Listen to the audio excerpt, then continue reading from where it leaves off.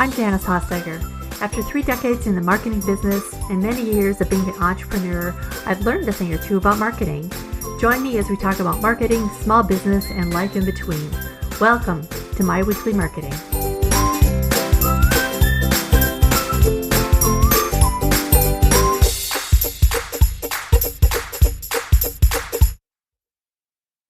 Have you ever met somebody at a networking event or maybe a party, and you were sure that they wanted to do business with you, only to not hear back from them after the event?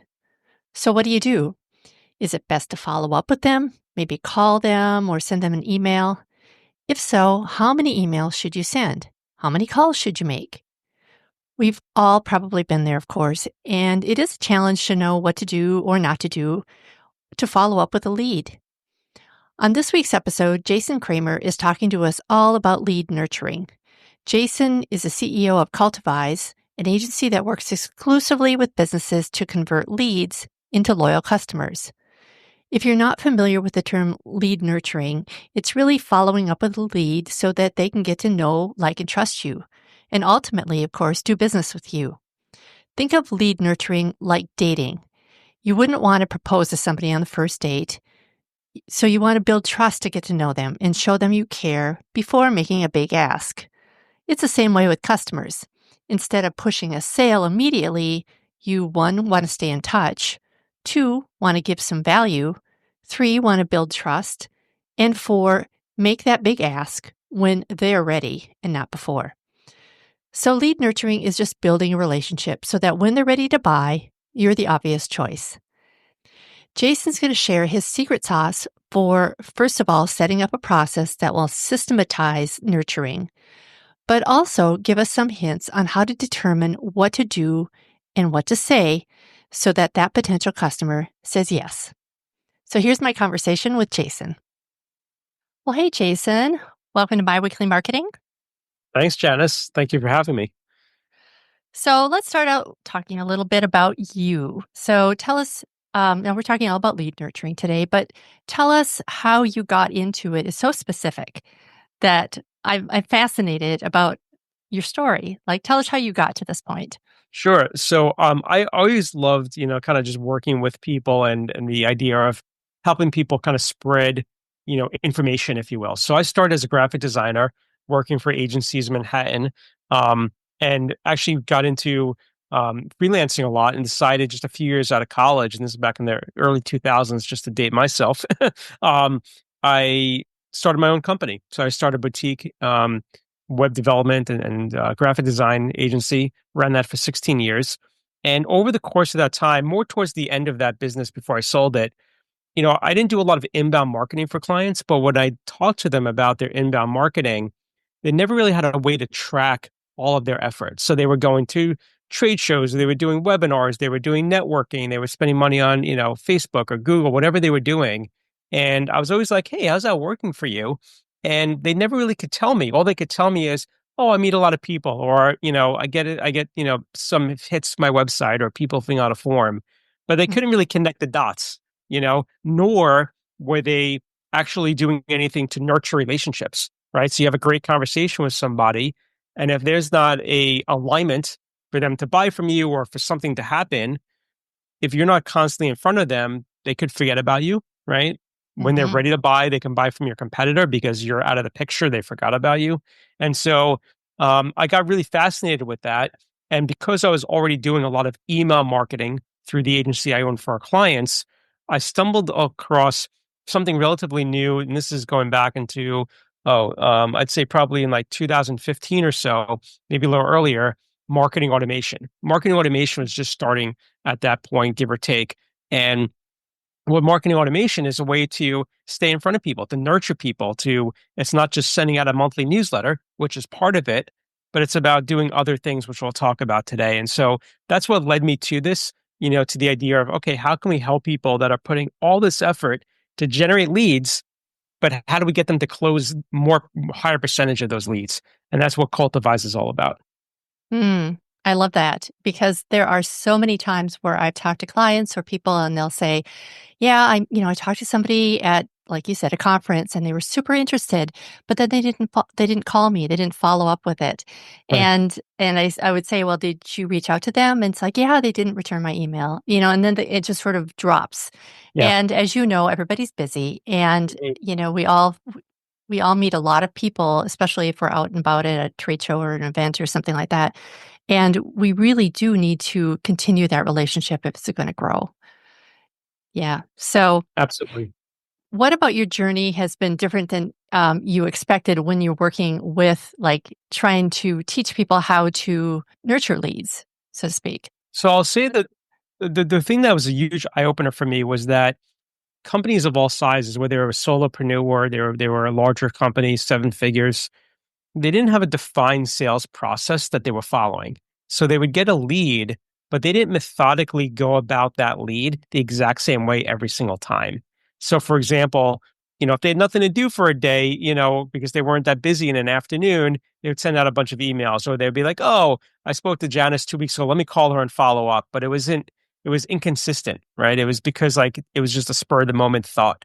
And so to me, that was really shocking, especially for organizations that had been around for, a few years that had a decent amount of revenue coming in. I'm like, how do you not have a consistent sales process? Like, how is that even possible? you know? Yeah. Um, and so, and then because they didn't have that, they didn't have a way to measure anything. And so that to me was like a huge eye opener and the reason for that, you don't know how to fix something if you don't know it's broken is the first part. So you're kind of stuck in your momentum and your behaviors. It's like I Mhm. always use the example of like working out at the gym, right? So you could be working out at the gym for years, going 3 days a week. But if you're doing the bench press wrong, or if you're doing the exercise wrong, then it's not really giving you the results that it could be giving you until a Mhm. trainer comes along and say, "Hey, Jason, like you really shouldn't be arching your back, when you're lifting those Yeah. weights because this is why it's hurting you, right? And this is the benefit." And so when you don't have these processes, you are sort of shooting from the hip, right? And you're kind of going with your Mhm. instincts. And the reason they're not changing is they don't know how to change, but they Mhm. may want to change, but they need the guidance. And that's what I really love about working with our clients is as much as we're a team of consultants to help with CRM, a lot of people would call us like a coach or a mentor because we're really helping them sort of train their thought process about how they build relationships with their potential customers and the tools they can use, especially in the modern era we live in, of all these things that are out there. And there's actually too many tools out there, quite honestly. So it's like understanding what tools you can use that could be most effective for you and for your business. Mm. That's a good point because the thing is that oftentimes, even if we do understand that full customer journey, sometimes we just don't have a way to measure it. I mean, we can't connect the dots, right? So Mhm. if we know that people are maybe opening our emails, but we know that some people bought, but we don't know exactly who that opened the email actually Right. bought and so on. So we're not always able to make that connection. So I love that you're working on that. I also really like the fact that you are looking at one of the things I tell clients all the time, and I think Amy Porterfield or somebody else coined this phrase, the money is in the list. Mhm. And growing and nurturing that email list is so important even before or right away when you're starting your business, even before you even, you know, get really established. If you can have a list going in, not a purchase list, but one of a list of people that are already interested that you can set up those automations for, that can make a huge difference down the road, right? Absolutely. So my wife always jokes with me that I have like sometimes really terrible analogies, but but here's one more. So picture a car dealership, okay? And there's nobody in the car dealership. The doors are open, but nobody's there working. And you come in on a Saturday morning because you're looking for a car and you start looking around. Maybe you get in the front seat or the driver's seat, and you're like, oh, I really like this car, but there's no one there to help you. So you leave, right? Now, you may not be wanting to buy a car that day, but if you were interacting with somebody, a salesperson, maybe they could have given you information. Maybe they could have helped work out a payment plan. There could have all been done these different things to help potentially make that sale or at least set up the sale for a future date. And so the reason of that analogy is important. Email marketing is the most inexpensive thing you can do, sending out a monthly newsletter. whether you're using, a MailChimp, whatever you're using, right? It could be spending less than $50 a month. The challenge with those tools is that you don't know who's actually engaging. You might say, okay, this person clicked, this person opened up my email. But what happens if that person comes back a week later to your website and spends 15 minutes on your website, right? Or they come back 3 more times over the course of the next month? Your CRM system can tell you that that person is going to be highly engaged. And so therefore, it's kind of the scenario like of the car dealership. Now you know that, oh, John is actually coming back to my website a lot. Maybe John's interested. Maybe I should call John, because you and I both know, Mm-hmm. Janice, that every sales transaction, right, that happens, it's not always the buyer that's knocking on your door and saying, please take my money. I want to work with you. Right. Sometimes you have to be more proactive. And of course, there's a comfort level to having the, sort of skill set and ability to be forward and outbound. But if you had that information, now you're talking to people that are raising their hand, that are showing signals that they might want to buy from you. And so that's why like this information is so critical, and when people tell me, oh yeah, I'm doing a newsletter, and they tell me they're just sending it out through like a MailChimp, I said, that's a good start. I said, but you're really losing so much value. You're putting all this effort to sending out a newsletter, and it's really doing a disservice to you because you don't know anything happening after they get the newsletter. Mm, great point. So I'm a listener, and I realize that I want to start a process or some kind of system so that I can follow up, that I can send out emails and I can follow up with all of this. So, what Mhm. are the essential elements or the strategies that I should be looking at with Yeah. regards to lead nurturing? So lead nurturing as a just a kind of definition, it is what it sounds like, right? So it's a process, a sequence of events to stay in front of that person. Now it's not saying, hey, Janice, will you buy from me? Can you book a meeting? When are you ready to buy? When are you ready to buy? It's about education. It's about being informative. And so even if you don't have a CRM and you're listening today and you don't do anything, all your notes are on a pen and paper, that's okay, right? I mean, it's not okay. We're going to get you past that point, but it's okay in the sense of the conversation today. And so some of the things you could be doing are creating a set of what we call cadences. Say, okay, every 3 weeks, every month, whatever it's going to be, I'm going to make a phone call to this person. I'm going to put on my calendar a reminder to reach out to this person, or an Outlook, whatever you're using. I'm also going to reach out on LinkedIn, and I'm going to send a personal note. Maybe I'm going to use either tools or just go on LinkedIn and see if that person is commenting, writing articles. Maybe I'll comment on it, right? Just staying in front of that person. Another thing you could do is you can invite them into things. So if you're hosting like a webinar or some type of event, you can send them an invitation to that. I've even seen people through nurturing do other things that are outside of like digital, where they'll send out physical mail pieces, right? So it might Mm, be a sample product, or it might be a book. Hey, I know you love hiking. I was at the bookstore. I found this book. I'm going to write a little inscription and send you a book about hiking, because I thought you might like it. So nurturing is just about you staying relevant and in front of that person, but never selling, just providing value so that when they mhm, are ready to make a decision, hopefully they come to you versus anybody else. mm. And real value, right?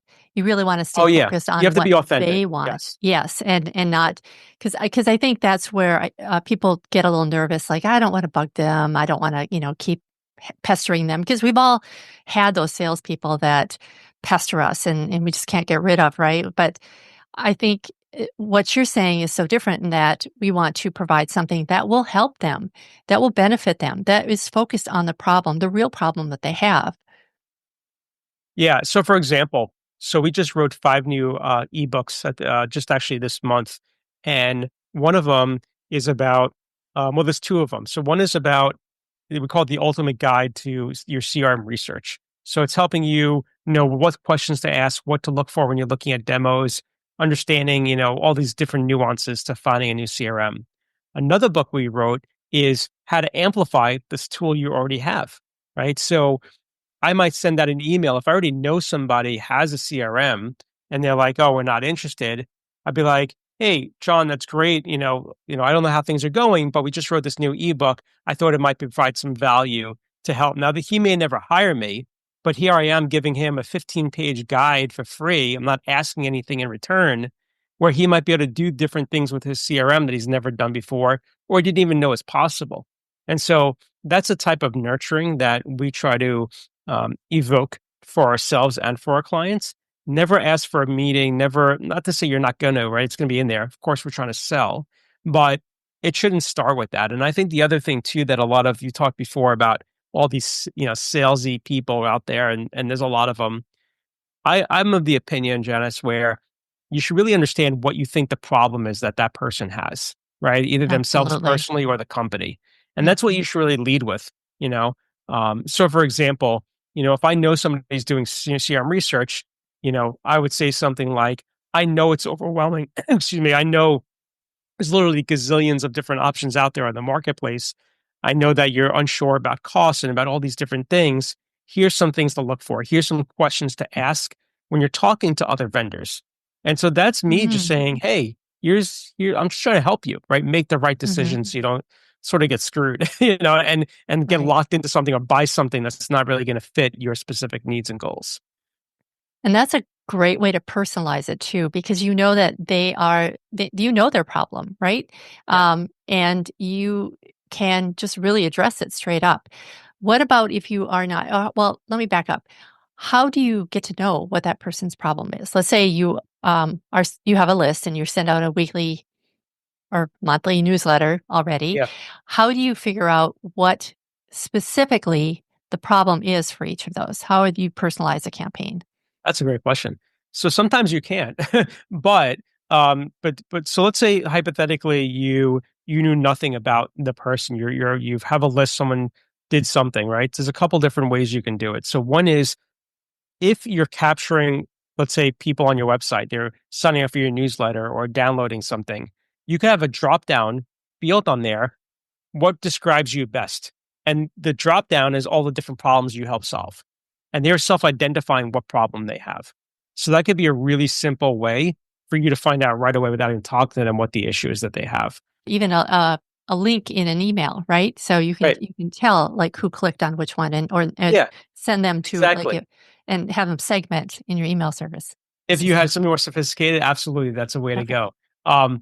But everybody listening, and I know there's all different types of businesses, listening today, and so you've been in business long enough to know, like, these are the things I typically help people with, right? So you don't know which problem they have, but if Hmm. all the things you're doing, your communication mentions the top 3, the top 5 problems you help with, they probably have one or more of those problems. So that's usually that's the safe bet I do is say, hey, here's the top kind of like 5 issues we typically see.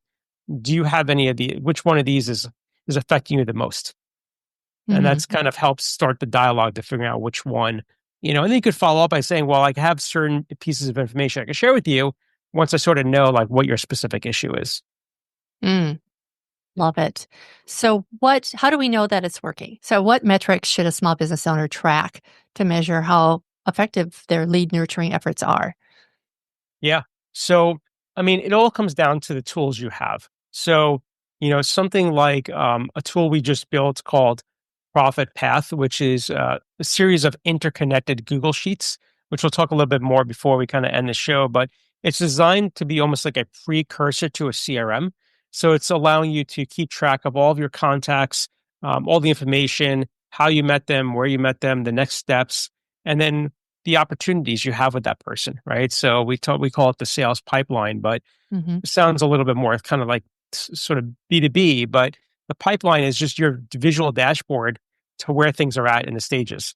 I had coffee with this person. I have to do a demo with them. I have to send them a proposal. So it keeps track of everything. Um, and so to answer your question, the reporting is only going to be as good as 2 things: the data that you're keeping track of and the system you're using to put that data into. So if you're just writing things down on paper, it's going to be virtually impossible to kind of do anything with that. Even if you're putting things into a spreadsheet, if the spreadsheet isn't designed in such a way where it can synthesize all that data, it also becomes kind of impossible. So what you really need is like a system like the Profit Path tool, or some type of basic CRM that will make sure it's going to give you the reporting you're looking for.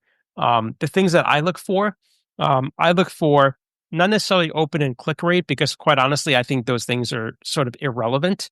Even if I had 60% of the people opening up an email, 40% don't, right? So, Mhm. what does that really tell me? And so it's not so much about what they're doing if they click through, it's what are they doing next? That's what I look for. So if I Mhm. send out a newsletter, I'll give you a quick story.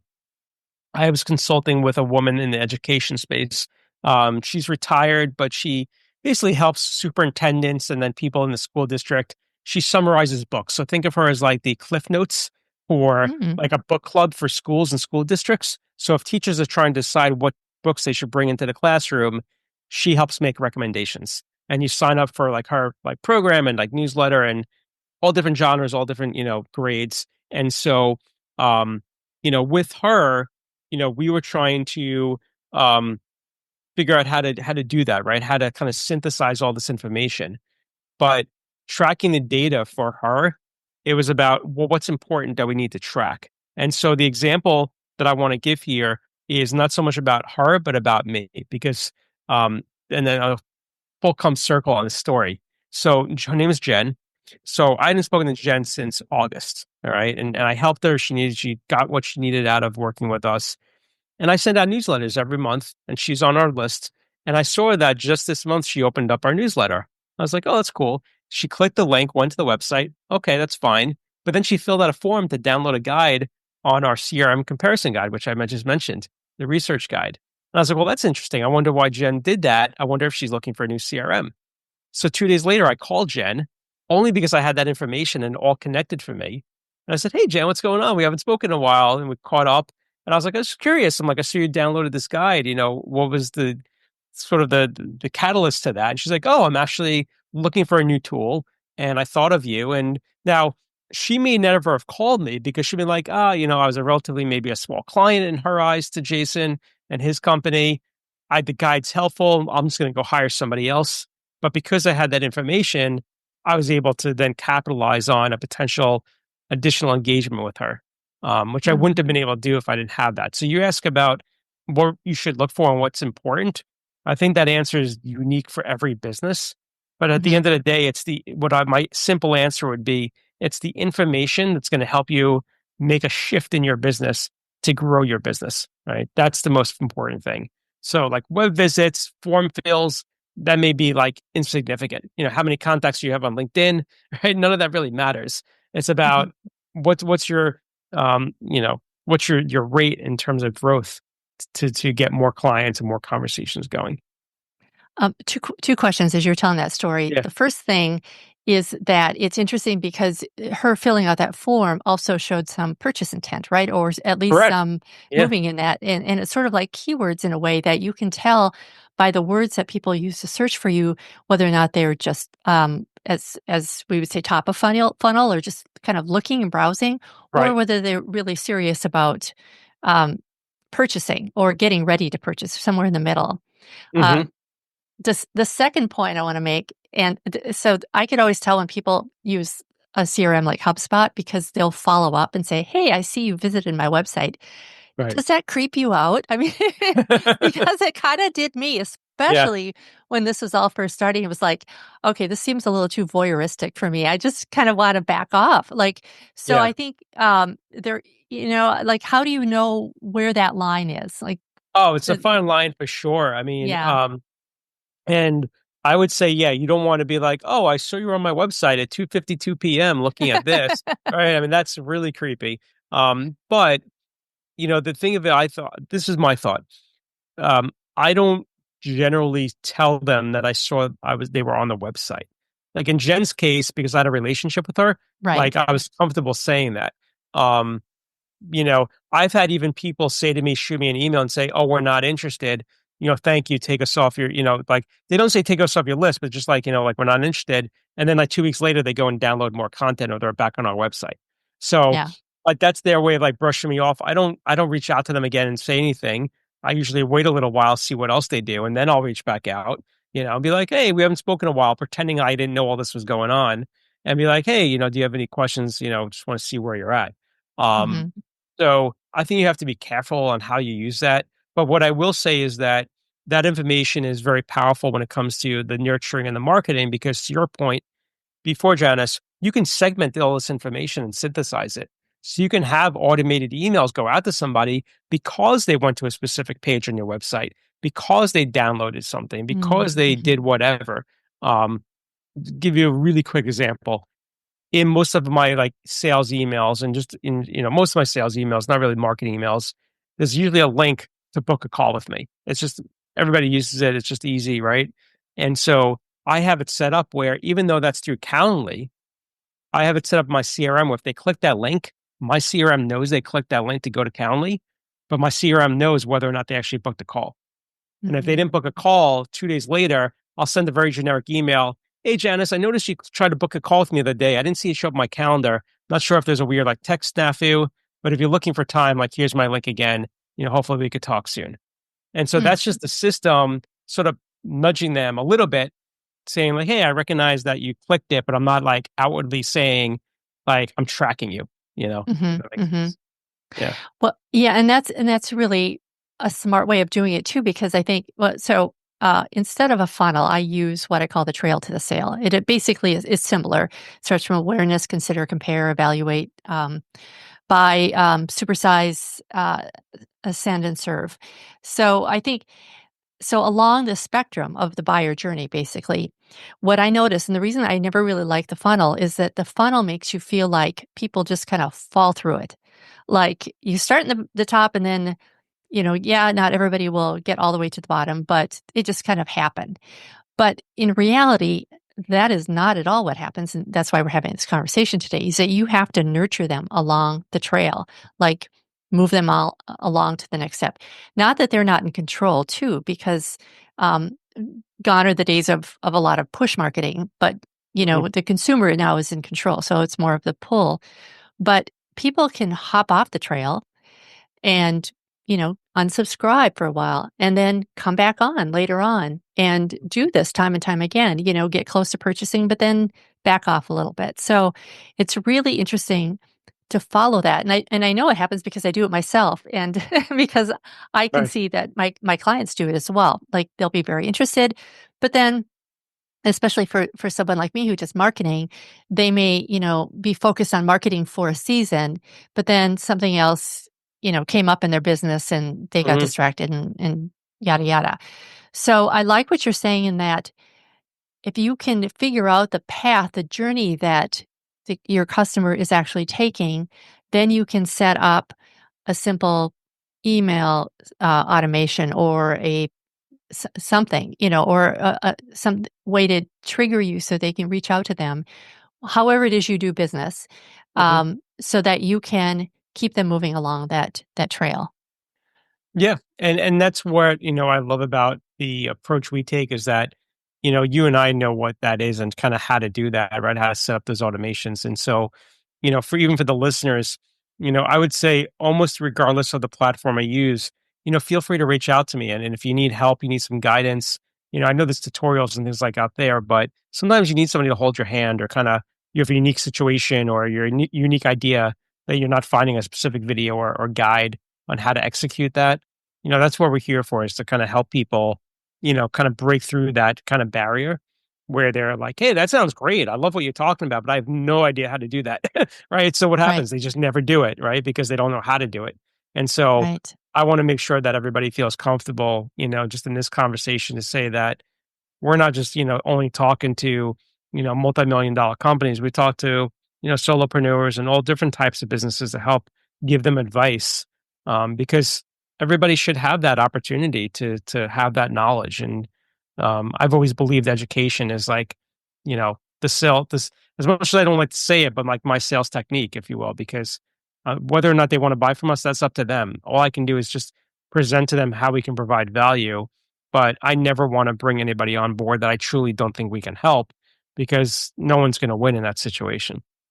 right. Yeah. And I think you alluded to this, that some email software, and I haven't used MailChimp in quite a while, but most email software has some sort of an automation setup. So where you can, if Yeah. somebody clicks on a link, you can set up an autoresponder so that they will get information back. But unless it's a more expensive system, um, that like a HubSpot, for example, which most people that are starting out in their business, that's going to be out of their reach. It's an expensive Yeah. platform. Mhm. Um, yeah. So, do you have some other tools that you recommend, or some resources Yeah, that you so, recommend I for mean, the there's smaller businesses?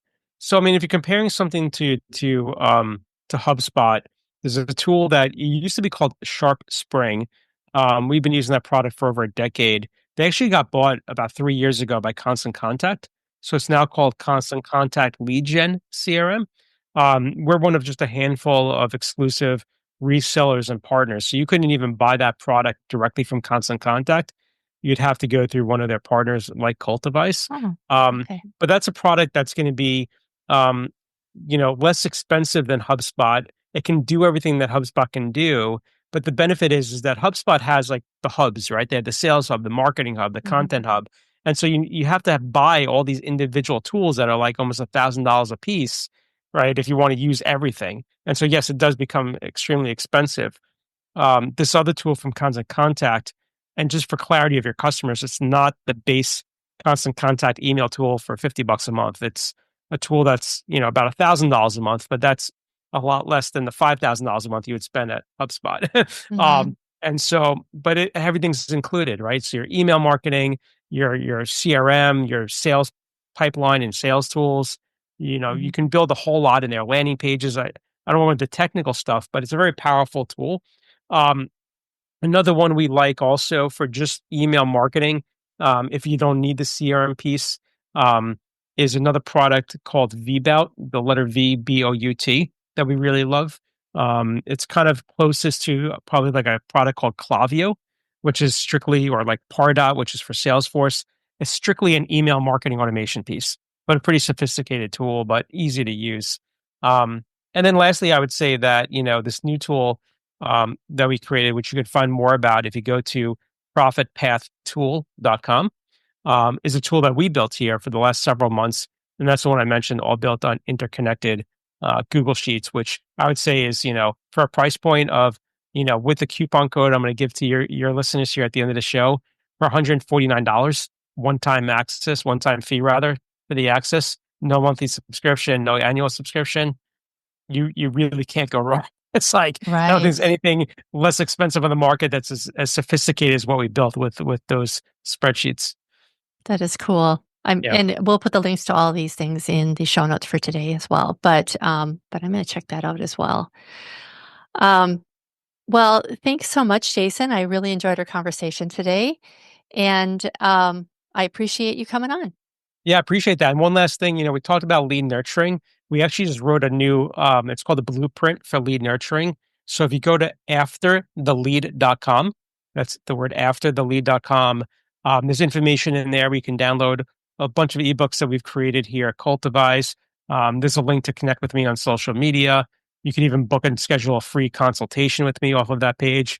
And there's also a link to that Profit Path tool I mentioned. So afterthelead.com is a great resource for any of the listeners. And lastly, if you use the coupon code Janice, all lowercase, you'll save $50 off of the Profit Path tool.